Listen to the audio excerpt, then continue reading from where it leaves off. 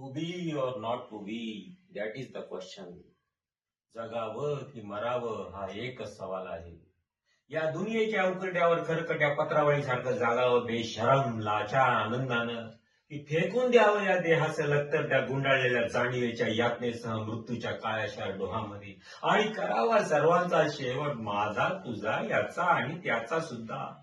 मृत्यूच्या महासर्पानं जीवनाला असा डंक मारावा की त्यानंतर येणाऱ्या निद्रेला नसावा जागृतीचा किनारा कधीही.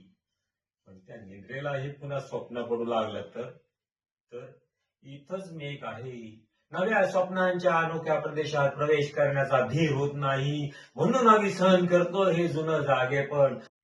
सहन करतो प्रेताच्या निर्जीवपणाला, अभिमानावर होणारे बलात्कार, अस्तित्वाच्या गाभाऱ्यात असलेल्या सत्वाची विटंबना, आणि अखेर करुणीचा कटोरा घेऊन उभे राहतो खालच्या मानेनं आमच्याच मारेकरांच्या दाराशी. विधात्या, इतका कठोर का झालास?